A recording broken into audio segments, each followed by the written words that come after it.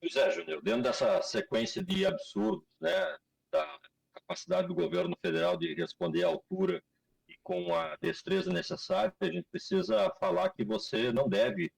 combater coisas tão anti-institucionalizadas como o crime organizado através meramente das instituições. Então, é meio que o paradoxo do Xandão, né? Você não deve combater apenas dentro da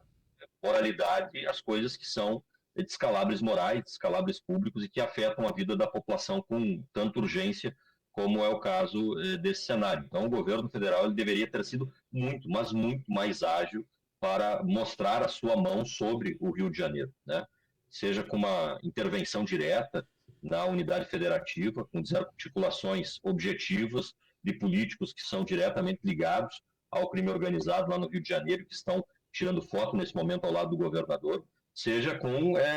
a demanda de que, olha, só com GLO mesmo, então peçam, porque a Constituição manda vocês pedirem GLO, seja com uma lei específica, como aquelas montadas em situação de emergência, para que você coloque à disposição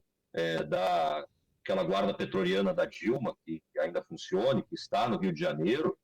um comando mais efetivo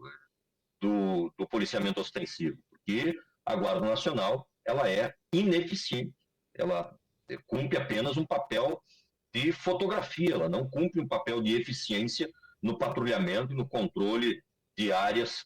como essas dominadas pelo tráfico de drogas. Eu acho que uma coisa importante é que a gente passe a chamar esses lugares, essas comunidades que são atingidas por esses grupos criminosos, de áreas. Porque, veja só, o governo do Rio de Janeiro está tentando empregar toda uma retórica e toda uma dialética, um jogo de palavras, um conjunto de conceitos que são nacionais,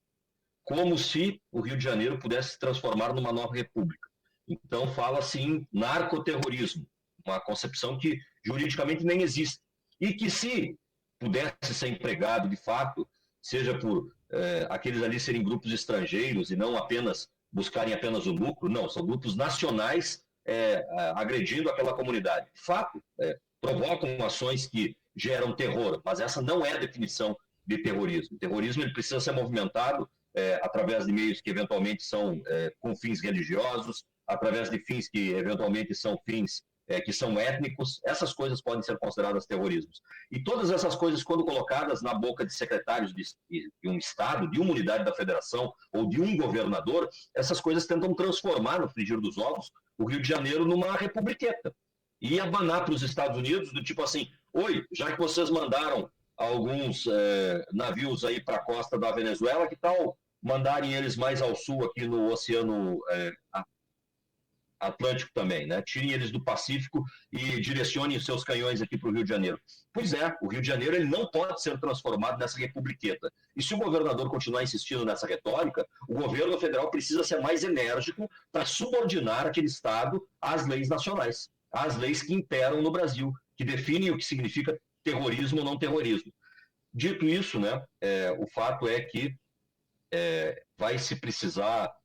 criar uma solução para que essa agenda chegue em 2026 um pouco mais pulverizada.